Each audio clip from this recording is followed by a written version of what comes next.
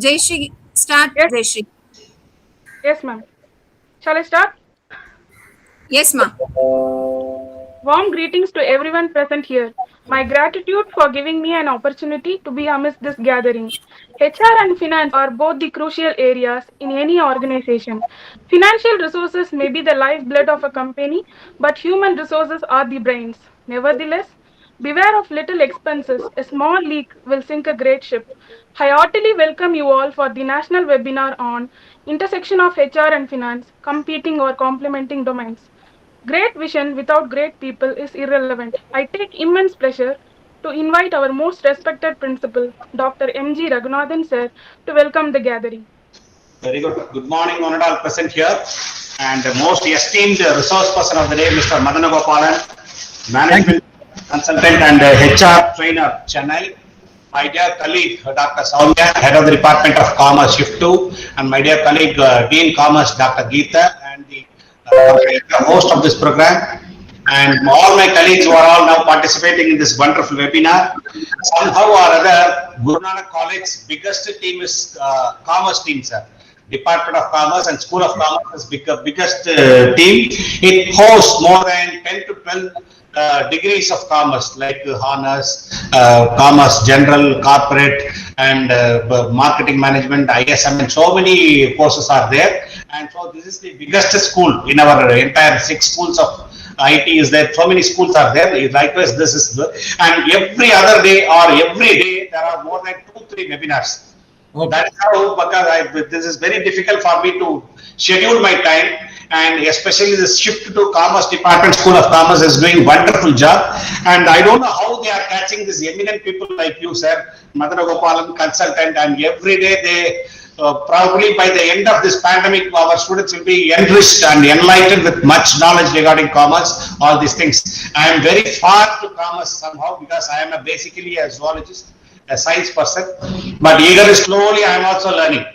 For the past 10 days, these kind of webinars is up to the international standards, and the speakers are doing their best. And I hope today Mr. Madana Gopalan will do his best. And I wholeheartedly welcome you, sir, for this wonderful webinar. Thank you so much, sir. Yes, sir. Every speaker I am telling, like everyone, also I request you to personally visit to the campus, and you can understand the atmosphere of the campus, and if the students can have one-to-one direct contact with the eminent persons like you. I'll be proud. Guru Nanak College will take the pride of inviting you in the personal, to the off-campus to our college, sir, so that students can get the direct contact with you, people like eminent people, sir. With these 2 words, I welcome all the participants, all my colleagues, and you also once again to this wonderful webinar. Thank you for the opportunity given. Thank you. Thank you. Thank you, sir. Thank you, sir. I would like to invite our beloved HOD, Dr. D. Soumya ma'am, to introduce the chief guest. Thank you, Jai Shri. A very pleasant morning to one and all. I feel deeply honored to introduce the resource person of today's webinar. Mr. Madana Gopal is a career HR professional with over 30 years of experience in India and Middle East, having worked in large multinational companies across industries, pharma, IT, construction, etc. He is also a Google certified digital marketer, Amazon trained e-commerce specialist, and a certified career coach from Career Development Alliance, CDA, USA. Currently, he shuffles his time between various of his interests as management consultancy, e-commerce, training, and career counseling. Sir, thank you so much for accepting our invitation. Thank you, madam. It is my pleasure, madam. I now invite our distinguished resource person of the webinar, Mr. Madan Gopalan, Management Consultant and HR Trainer, to share his visionary thoughts. Good morning to you all. Just for the sake of better sound quality, may I please ask everybody to mute so that the sound doesn't distract us. Okay. Yes, sir. Everyone has muted, sir. Please, sir. Okay. Thank you so much, madam. So the topic for the day is intersection of HR and finance. As we all know, there are different departments in any organization. there are production department is there. It is also called operations department. Then there is QC, quality control department is there. Then purchase department is there. Maintenance, marketing, sales, finance, HR, IT, logistics. There may be many more departments in any organization. But crucially, HR and finance play a very key role in taking the organization successfully forward. Okay, when we talk about HR, sorry, one second. As I said, human resources and finance are two opposite ends of the world. That's what the world perceives HR and finance to be. But they are most crucial areas in most companies. They often operate. They operate in silos. Having worked in the HR department for more than 3 decades, I can tell for sure that there is always some kind of personality clashes or some kind of these two departments, they don't seem to go together. Okay, so they tend to function independently, but that is not the actual current situation is likely. Again, let me start with the question of what is HR. For the sake of students, I will start from what is HR and what is finance in a very brief way. HR again is human resource management, as all you know, is an organizational function which manages everything related with people's management. Whether it may be compensation, whether it may be recruitment, whether it may be hiring, whether it is performance management, organizational development, safety, wellness. There are so many things which HR department takes care in any organization. Anything and everything to do with people's welfare and people's management comes under HR. Likewise, what is finance? Finance is anything and everything to do with money. Okay, so finance involves acquiring and utilization of funds necessary for the efficient operation of an organization. Okay, so finance is, again, there is no doubt that finance is the lifeblood of business, without which things cannot run in any organization smoothly. So money is required to run the organization. It is for the money everybody is working. So finance department is the lifeline of any organization. Okay, so their personalities, HR and finance personalities also, the people working in this department generally differs. HR tends to be more comforting, adaptable, empathetic to people's needs. They work in a systematic and organized way, and they take pride in maintaining and keeping up the relationships. So it is not to say that finance doesn't have these kinds of qualities. It is not that way, but HR orientation is more towards these areas, whereas finance, they tend to be very pragmatic. They take without any, they take whatever decision they take in a very rational way, and they are very hyper analytical. They don't do things on a based on any assumptions. They analyze things, then they take the call. Okay, the only logic they use when those kinds of logics only they use. So these are the general personality difference between HR and finance. Okay, so again a small cartoon I have displayed here. HR always thinks that finance is holding their payments, those kinds of things. They ask too many questions, and finance at times consider HR as a pure expense, salaries, overtimes, those kinds of things. So there is always tend to be a kind of organizational clash between these two departments. So are we seeing a cat and dog fight here? No. So it is not a cat and dog fight. Both the departments work for the wellness of the organization. So both the departments fulfill their own roles in a amicable way, so that organization can move forward with whatever goals they have set to achieve. Okay. So despite the differences, HR and finance cannot live without each other and must bond like a strand of DNA in an organization to be successful. So as I was telling earlier, they should not work in silos. They should not work independently of each other. They need to work.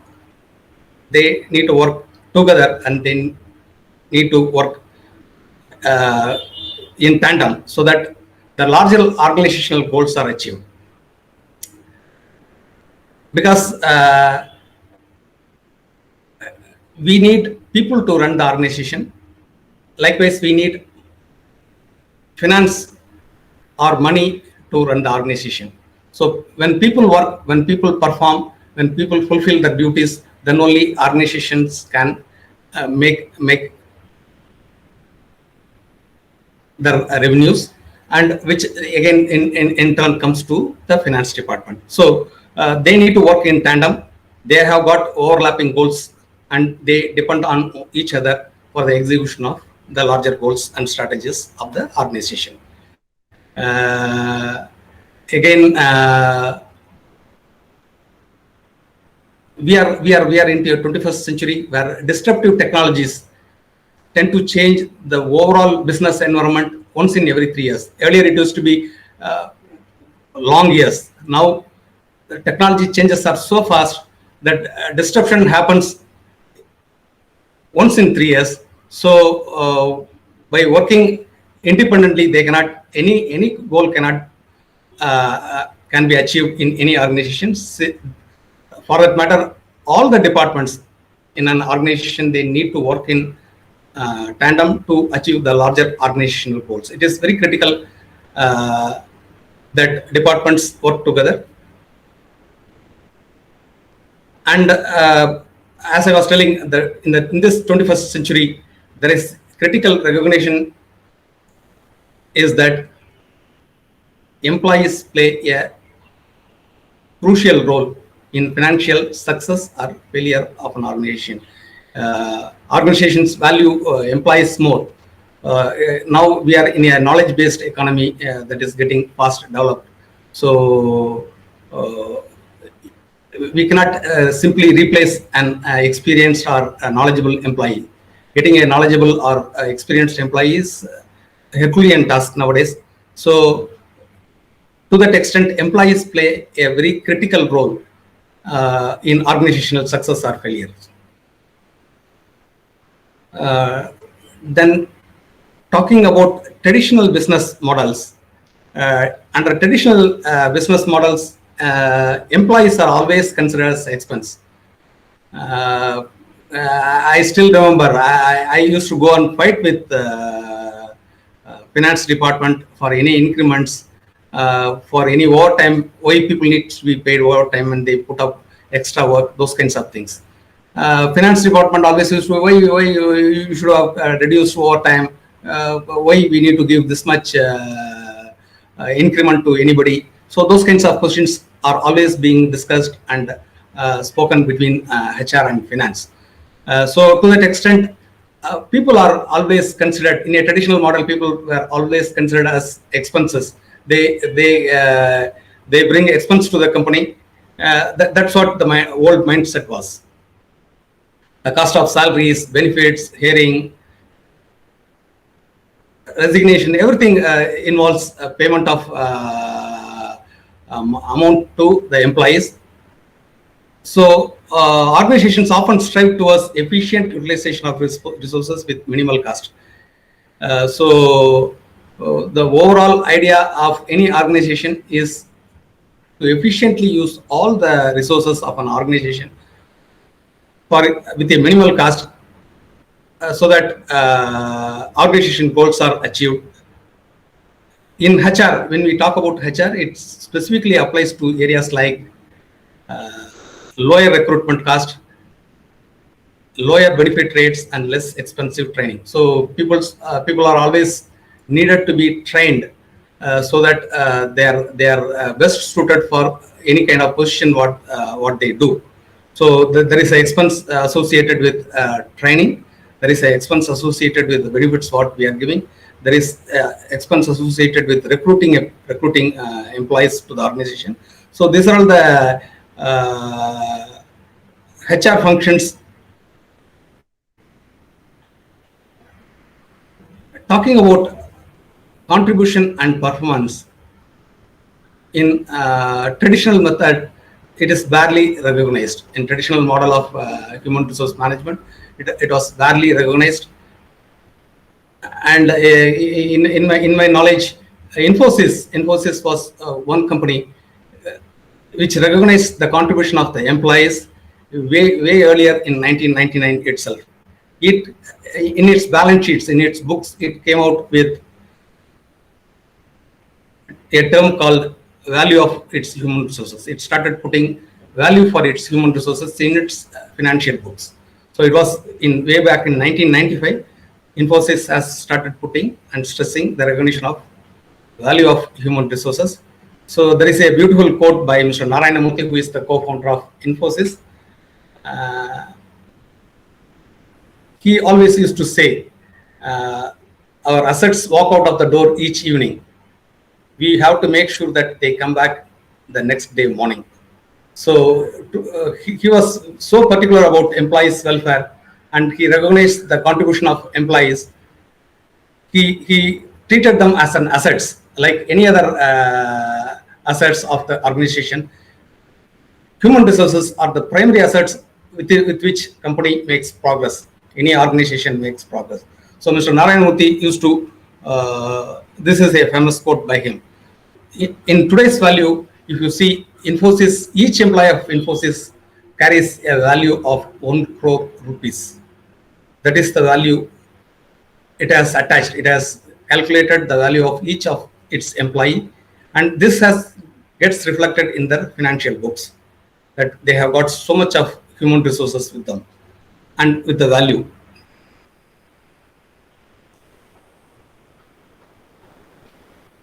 Again, coming to the dynamics of HR and finance function, as I was telling you earlier, both these functions are very crucial and critical functions for any organization to move forward in to fulfill the strategy what they have adopted or the goal they have set for themselves. So they need to work in closeness, and so employees drive business results and create value for organization. So it is the employees who creates the business results. Without employees, machines cannot make anything for themselves. So it is the employees in any organization who create results and create value for the organization. HR, so it is here it becomes very imperative for the organization or HR to support employees in every way, to take care of their well-being, so that the employees are turned into a competitive advantage for the company. A well-trained and happy employees are critical assets for the organization's overall success over the years. So when an employee is happy, he normally he never thinks of leaving the organization. So to that extent, a happy employee with a happy employee, the employee turnover is lower, which directly benefits the finance, as it means more money to grow the business. Why I'm telling this? When the employee sticks with the organization, there is no need to recruit any new employee. To that extent, then recruiting a new employee means making him to adapt to the culture of the organization, train him to suit the organizational expectation and purpose. So all these things cost. So when a happy and talented employee, experienced employee sticks with an organization, the turnover, that financial burden or outlay becomes lower for the organization. So finance and HR, they needs to depend on one another for the business success. While finance focuses on direct cost, which are very easy to quantify, finance looks at recruitment cost, finance looks at training cost, finance looks at administrative cost, and many other small things like uniform, all those things finance looks at. These are all the direct cost which can be easily quantified. Finance looks at these direct costs, whereas HR focuses on indirect costs, which are difficult to quantify. For example, a well-experienced employee, productivity level is always maintained. There is no reduction in productivity level of an employee. If the new employee coming and settling down, adjusting to the new job, that means in the interim period there will be a dip in the productivity of an organization. So to that extent, when the employee turnover is less, there is reduced, and there is no question of reduced or lower productivity. Then happy employee means the moral is always high. So employee moral is always high. Then if when an employee leaves an organization, then it brings stress on other co-workers. Those kinds of things are all associated. So employee turnover cost, we have to keep the employee turnover under tab just to take care of these HR related costs, like risk of injury. If a new employee comes, then again without experience or without proper training, there is a chance of him getting injured. So with a older employee, with a experienced employee, the risk of injury is less. So these are all the indirect costs associated with HR. So the whole topic of discussion today is how to align HR and finance functions so that the greater organization goals are achieved.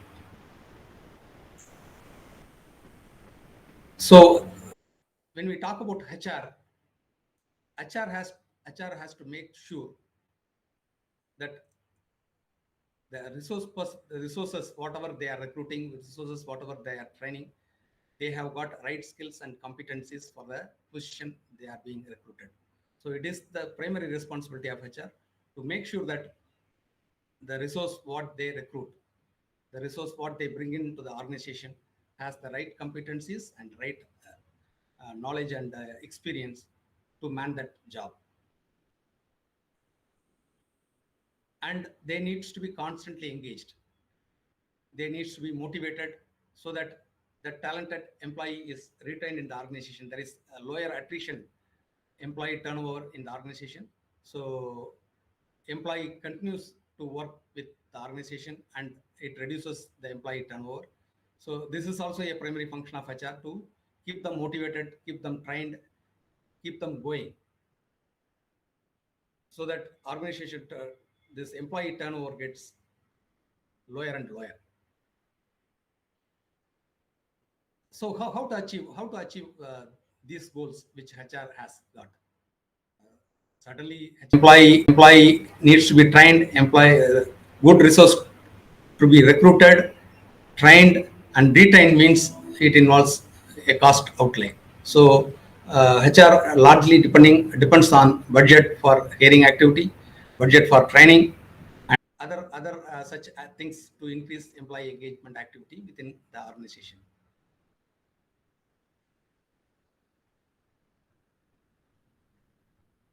So how finance looks at all these activities of HR?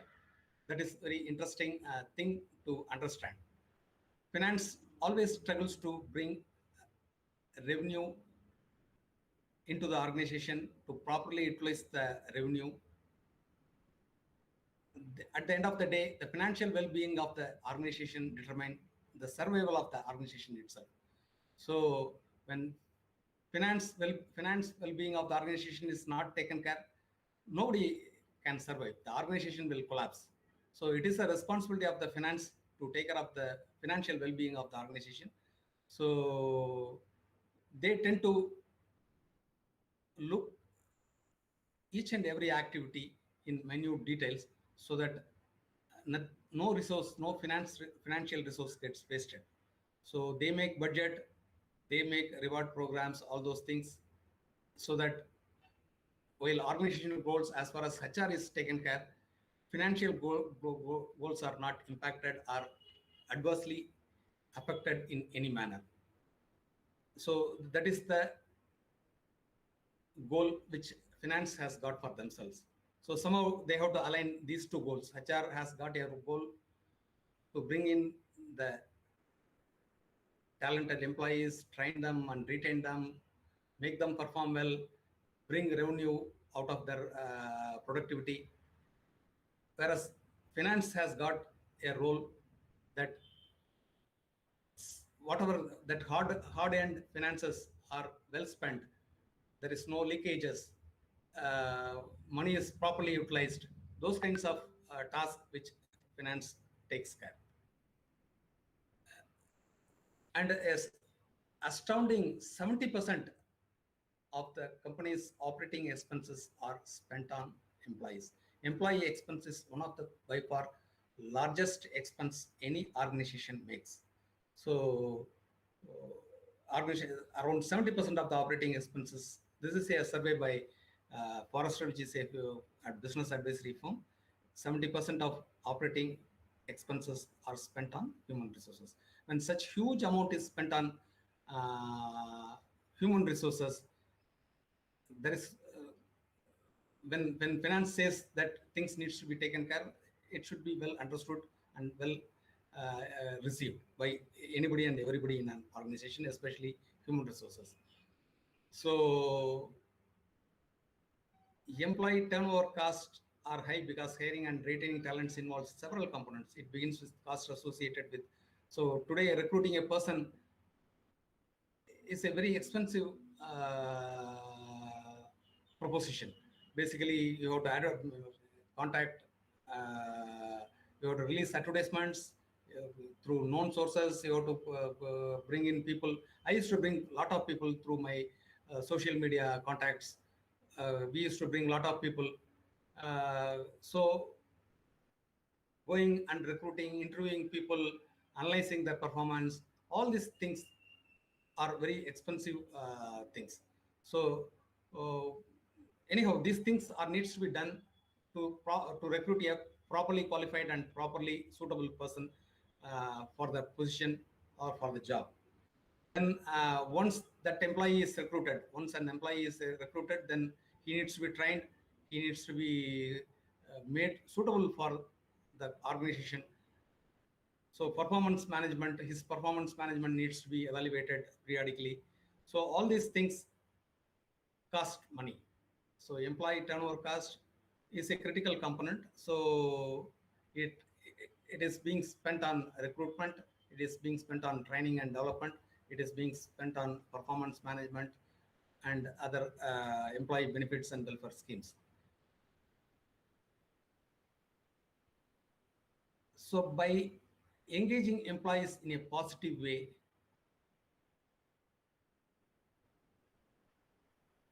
the replacement expenses are lowered. So a happy employee, as I was repeatedly stressing, a happy employee tend to continue with his position, continue his job with the organization.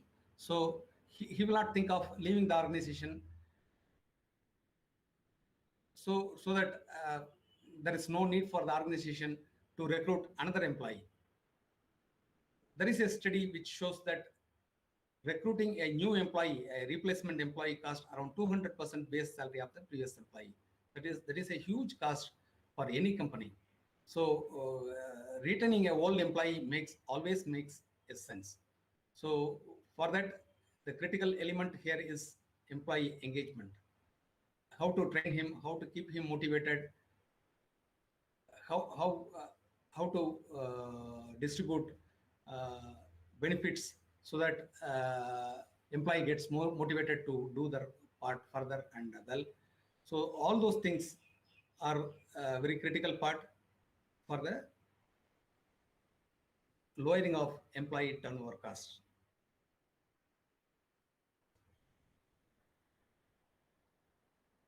And the employees in the 21st century, in the knowledge economy where we are, employees also look at, they don't just look at their salary figures, they also look the career advancement, the training they get, those things also matters much to them.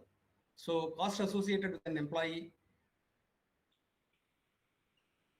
such a happy employee, he will continue to grow in the organization, and he will remain with the organization. So once the CFO asked what happens if we invest in developing our employee and then he leaves us, or that the CEO replied, what happens if he doesn't, and they stay. So untrained or poorly trained employee will increase the cost of employee cost. So employee needs to be engaged constantly, employee needs to be trained, and employee needs to be motivated to do their job well.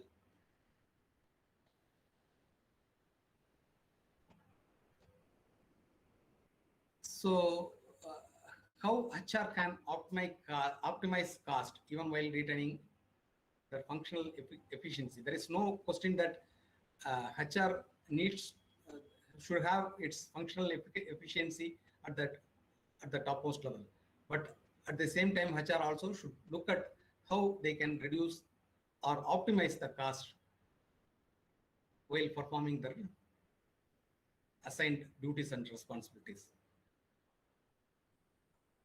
One way is they can design and internalize a HR accounting system in the organization, how to create and develop a proper HR accounting system for the organization. Then moving away from older forms of recruitments, HR in organization, they should leverage technology for recruiting, training, etc. So now the pandemic has taught us how most of the things happen over online.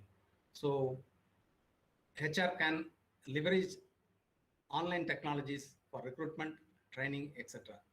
So by this way, they can reduce their cost or optimize the cost of running the organization, HR related expenses. So they can scrutinize and remove avoidable travel expenses. HR can scrutinize wherever it is possible. They should try to avoid unnecessary travel expenses, cost associated. Generally, HR used to travel to many places for recruitment, all those things in bigger organization I'm talking about. So such expenses can be reduced, optimized. As far as training is concerned, they can always engage. In any organization, there are subject matter experts are available. So there is no need to bring outside experts. They can be brought only as and when necessary. But many of training functions can be handled by the internal employees who are subject matters experts in their own fields with great knowledge and experience. So HR can utilize their services for training the employees. Okay, so and wherever HR buys things for the organization like uniforms, they can shortlist vendors, negotiate with them for lowering the price. So HR needs to be, like any other department, HR also needs to be very conscious of saving, optimizing the cost in running the department. So HR needs to do, among other things, these things to reduce the cost for the organization, for, of course, without lowering the functional efficacy.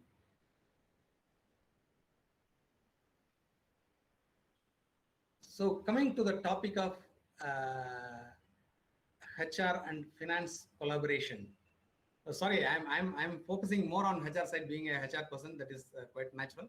But again, I would like to shift my focus towards how these two departments can collaborate with each other for achieving greater organizational goals. while HR and finance have different operations altogether, they need to work together. Without that, it will be difficult for respective entities to fully support organizational objectives. So HR and finance, for that matter, any other department, all the departments are interconnected, interlinked. So they need to work in close coordination for supporting organizational objectives and strategies. To collaborate, here we specifically talk about HR and finance. To collaborate here, the following things can be considered. First, HR and finance should have what is the organization purpose, what is the organization goal that has been set, and they need to understand where they fit into that strategy. So there should be a clear understanding for HR as well as finance how they fit into organizational growth strategy. And they need to understand what is the role of the other person. HR needs to understand finance, likewise finance needs to understand what HR does for the organization.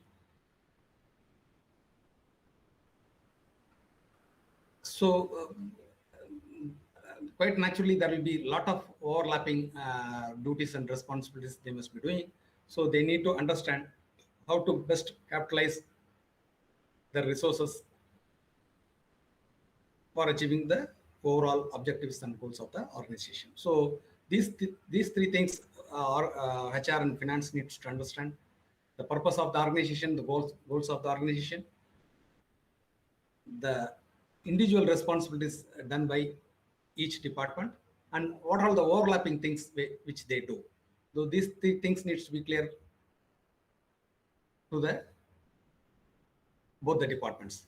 So talking about understanding each other, so what HR needs to understand? HR needs to understand the financial aspect of running a business. The financial aspect of running a business, they need to have a bit more understanding how the finance moves, how the money comes in, how it is being spent, how profit is made, how the company's financial health is kept. All those things, these things needs to be understood by HR. They also need to understand the process of budgeting, profitability. HR person, HR manager, or the key person in the HR department needs to know how to read the financial statement of the organization. This will give them a overall outlook how the finance functions, what is the critical function they fulfill. Likewise, finance needs to understand what is the cost of hiring a person, how compensation and benefits are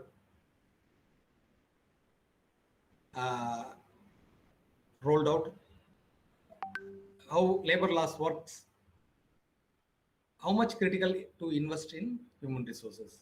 So finance, they should not just think that HR is expense and overhead. It's not that way, because unless human resource functions to the core optimum output, organizations cannot hope to bring in profits, bring in revenue into the organization. So they need to understand how much it is critical to invest in human resources to bring in best among the employees so that the organization goals are achieved. So these things needs to be understood by both HR and finance, how the other person functions, how the other department functions.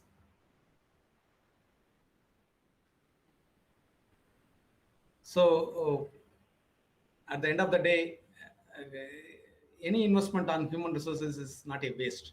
It cannot be called waste. A training given to an employee, the rewards, recognition to motivate them and keep them going.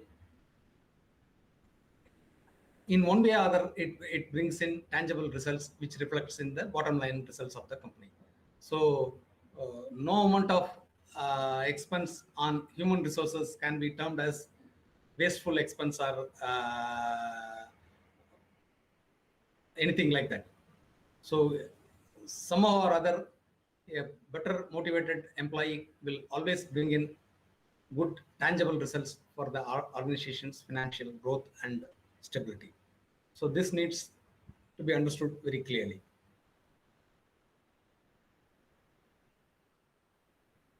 So breaking down the barriers between the human resources and finance functions can reap number of benefits to the organization.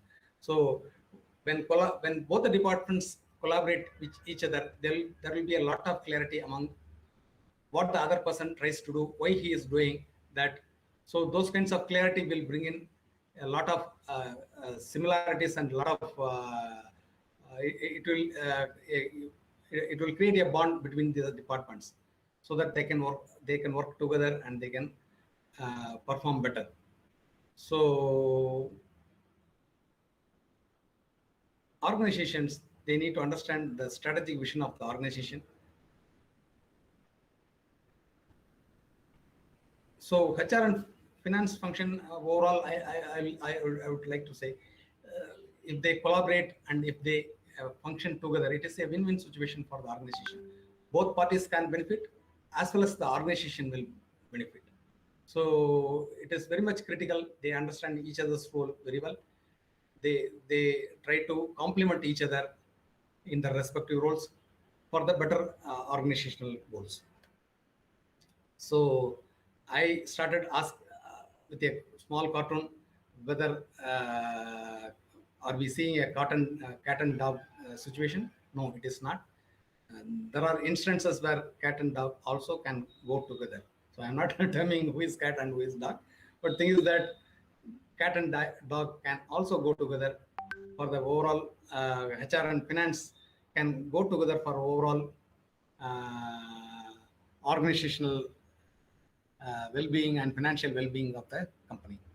So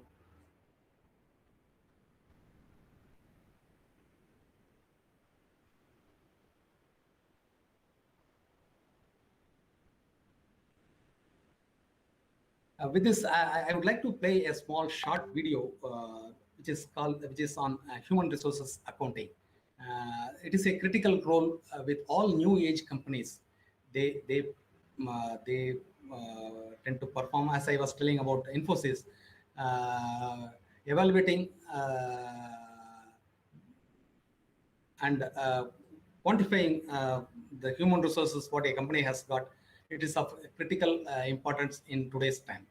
So I would like to play a small short video on that. Hello and welcome to our presentation on human resource accounting. A brief introduction on different models. According to American Accounting Association, human resource accounting has been defined as a process of identifying and measuring data about human resources and communicating this information to the interested party. So in principle, it is to show the human resources on the balance sheet. So the question that HRA will try to address is how to bring the human resource onto the balance sheet. There are different models for this. If we say that human resource is an asset, so first we have to check whether it fulfills the definition of asset. Asset is anything which has the ability to generate future cash flows. Since human resources also have the ability to generate future cash flows, so we can assume that human resource can be treated as an asset. If it has to be treated as an asset, we have to find out what will be the value of it.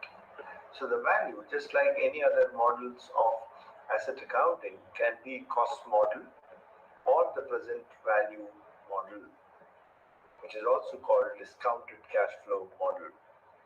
In case of cost models, all we try to do is take the historical or acquisition cost of acquiring a human resource for recruitment and training and amortize that cost over a period.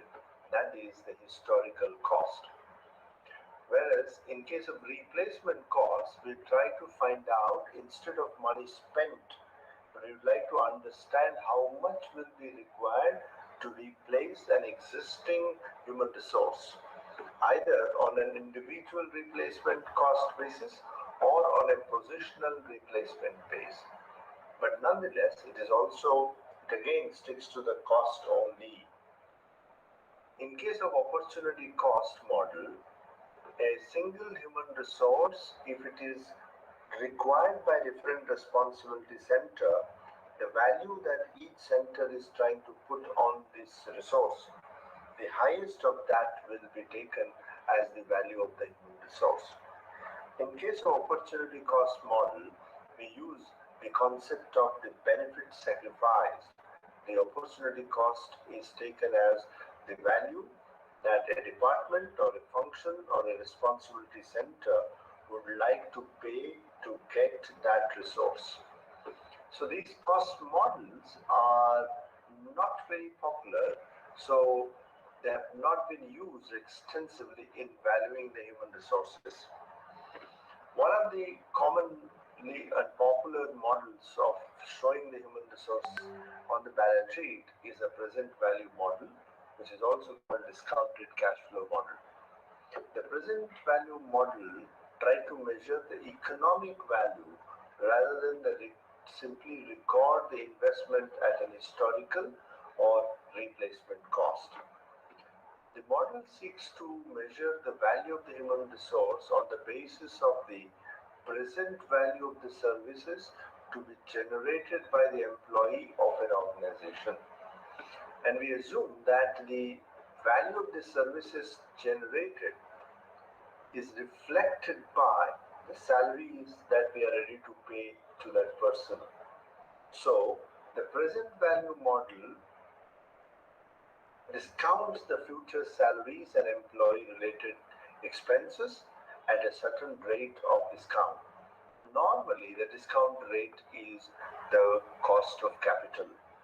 Now, let us take an example to understand this model. Suppose in an organization, in a very simplified manner, I'll say that there are 4 different classes of employees, and one group of employees are going to get 50,000 without any change for next 25 years. May not be very realistic, but for the sake of discussion, let us assume that 50,000 will be given to this group for next 25 years. Other group, of which consists of 100 employees, they're going to get 20,000 for first 10 years, then 30,000 for next 5 years, and in the last 10 years, they'll get about, last 5 years, they get 60,000. The third category, also, there'll be 30,000 up to the 10 years and 36,000 for next 5 years. And the fourth category has 5 persons which are going to get 200,000. Okay, 200,000 for next 5 years. So therefore, though with an understanding that this may not be the reality because the salaries will keep on changing, let us assume that this structure is there, and let us find out the value of these 100, 25, 20 and 20, and so total 150 employees. 150 employees. The value of this 120 employees or 150 employees is a present value of each individual class discounted at a certain rate. Let us assume the rate to be the WACC or the cost of capital is 18%. So the present value of the first group of people, that is A category people, which are 25 in number, okay, and so the present value of per person has been determined by using the NPV factor. In the same manner, we'll find the present value of the second category people by using the same rate. Second category people of workers or employees. Okay, so we get the present value of this group per person will find in the same manner the net present value of the C category people, with the same rate of discount, and the discounted value per person is 156,332. Then let us find the present value with the same rate of discount factor for the D category is into 25, 100, 20 numbers in for C and 5. So the total value for each category is equal to, so the value of all the human resources in this example comes to 25 million. 25 million is the value of human resource by using the discounted cash flows. So for each category, we found the present value for a particular, assuming a particular cash flows, assuming that the money paid to the employee reflects the benefits that we are going to get, and discount that at the cost of capital and multiply with the number of people in that category gives us the value of the human resource. Now, normally this is called a non-GAAP number because the generally accepted accounting principle does not require a company to show the human resources on the annual report. However, many companies have started showing that value. So this number may not appear on the balance sheet, but is generally shown as an additional information, as a voluntary disclosure information. But you can see that this is subject to, the value depends on the cash flows. If this changes, this value will change. And more important is the discount rate also, it changes. If the 18%, if the discount rate is 18%, this is 25 million. If the discount rate is 12%, it is 37 million. If the discount rate is 20%, the value comes down. So the human resource value to a large extent depends on the assumptions regarding the future cash flows and the cost of capital, which will be used as a discount rate. Thank you very much.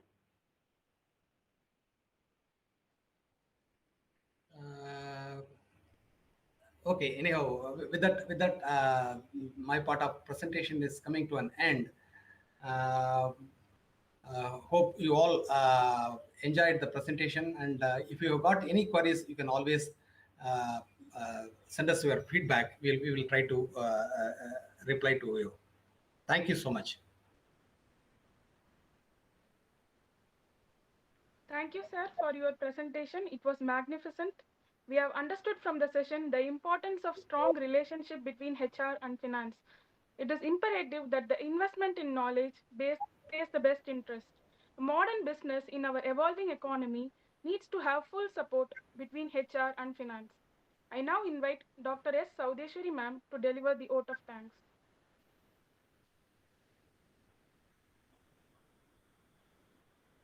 Ma'am, kindly unmute, ma'am.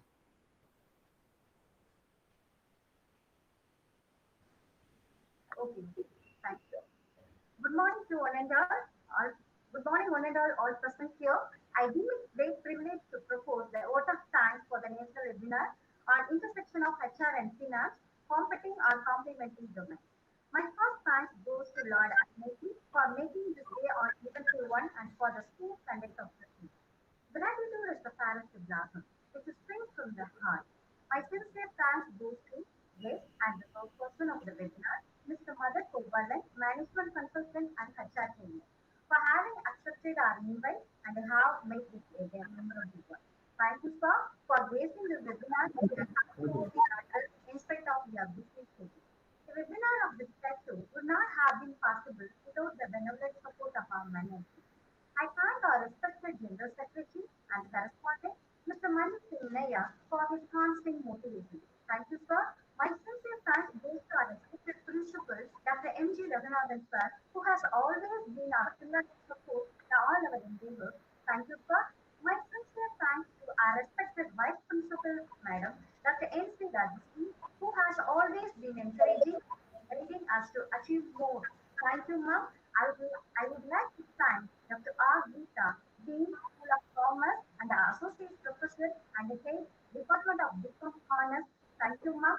I also thank all Deans, HODs, faculty members who have supported in the smooth execution of this webinar. My special thanks to the media team for their technical support. My thanks are due to all my colleagues for their excellent cooperation. My thanks to my students, friends, and volunteers for all their help. Last but not least, I would like to express my sincere gratitude to all the participants from various institutions across in India. Thank you, one and all. Thank you. Thank you, madam. Sir, thank you. Thank you, sir. My